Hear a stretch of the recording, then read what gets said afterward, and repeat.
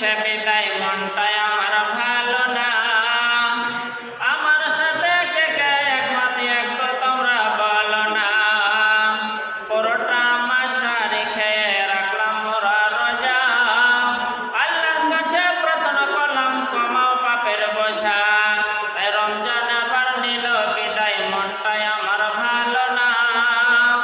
আমার সাথে কে কে একমত একটু তোমরা বলো না।